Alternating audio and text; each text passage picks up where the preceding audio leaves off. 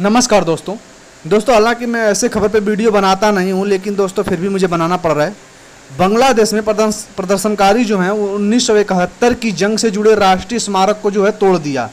मुजीबनगर में स्थित यह स्मारक भारत मुक्तिवाहिनी सेना की जीत का और पाकिस्तानी सेना का हार का प्रतीक था। 16 दिसंबर 1971 को पाकिस्तान के लेफ्टिनेंट जनरल ए नियाजी ने हजारों सैनिकों के साथ भारतीय सेना के सामने जो है सरेंडर किया था। भारतीय सेना के अफसर commanding in chief lieutenant general Jagjit Singh Arora के सामने उन्होंने अनेकों दस्तावेज जो थे उस पर हस्ताक्षर किए थे। इस स्मारक में उनकी छवि को दर्शाया गया था। वहीं बांग्लादेश की अंतरिम सरकार ने शेख हसीना के वापस लौटने को कहा है।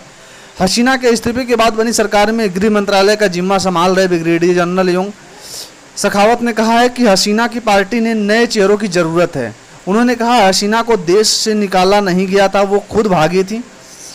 सखावत ने कहा था कि दोस्तों वे वापस लौट सकती हैं, बस देश में फिर से जो हालात हैं वो बिगड़ने पे। सखावत ने यह भी कहा कि हसीना के दिल्ली में रहने से भारत बांग्लादेश के रिश्ते में कोई असर जो है नहीं पड़ेगा। इस तरह से देखिए जो है दोस्तों मूर्तियों का जो है वो खंडन किया गया है। दूसरी तरफ बांग्लादेश की जिस ढाका यूनिवर्सिटी में शेख हसीना के खिलाफ आंदोलन शुरू किया गया था, वहां शुरुआती हुई छात्र राजनीति को बैन करने की मांग की जा रही है। ढाका यूनिवर्सिटी में छात्र राजनीति के खिलाफ सोमवार को प्रदर्शन भी हुआ। हसीना को सत्ता से बेदखल करने वाले संगठन एंटी डेमोक्रेशन स्टूडेंट मूवमेंट को भी लोग इसमें शामिल कर रहे प्रदर्शनकारियों ने शेख हसीना के खिलाफ मुकदमा चलाने की भी मांग की है।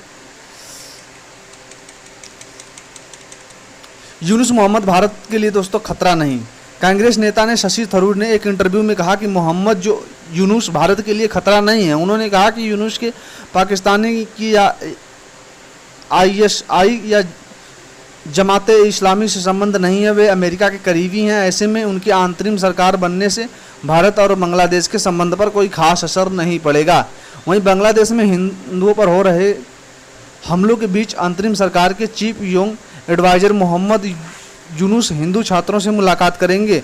हिंदू छात्र अल्पसंख्यक अधिकार आंदोलन समूह यूनुस सरकार के सामने 8 मांगे रखेंगे। ढाका ट्रिब्यून के मुताबिक शेख हसीना के इस्तीफे के बाद हिंदू समुदाय पर हमले से जुड़ी 205 घटनाएं जो हैं वो दर्ज की गई। दूसरी तरफ बांग्लादेश में अटॉर्नी जनरल ऑफिस में 70 सरकारी वकीलों ने सोमवार को इस्तीफा दे दिया। ढाका ट्रिब्यून के मुताबिक अटॉर्नी जनरल के ऑफिस में 215 सरकारी वकील का काम कर रहे थे। इससे पहले प्रदर्शनकारियों ने चीफ जस्टिस से इस्तीफा कर लिया था। मोहम्मद यूनुस भ्रष्टाचार केस में बरी 4 दिन से 2 मामलों में मिली राहत। अंतरिम सरकार के प्रमुख मोहम्मद यूनुस को भ्रष्टाचार से जुड़े एक मामले में रविवार को बरी कर दिया गया।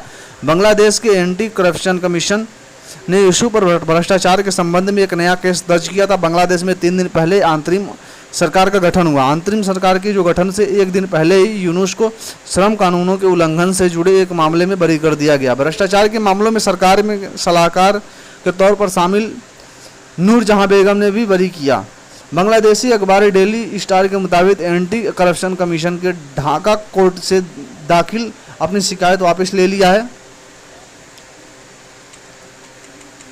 मोहम्मद यूनुस पर ग्रामीणों ने जो टेलीकॉम के चेयरमैन रहते श्रम कानून के उल्लंघन का आरोप लगाया था, उसे यूनुस के अलावा ग्रामीण टेलीकॉम के डायरेक्टर अशरफुल हसन ने शाहजहां और वर्तमान अंतरिम सरकार के सदस्य नूरजहां बेगम को भी श्रम कानूनों के उल्लंघन के आरोपी बनाया गया था।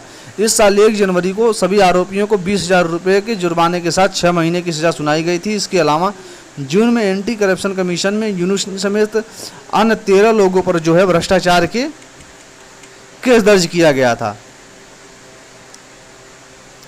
अंतरिम सरकार के मुख्य सलाहकार यूनुस आज शाम 4 बजे खालिदा जिया की पार्टी में BNP के शीर्ष नेताओं से मुलाकात करेंगे। मुलाकात में यूनुस के घर पर होगी। गुरुवार के अंतरिम सरकार के गठन के बाद यूनुस पहली बार BNS नेताओं के साथ बैठक करेंगे।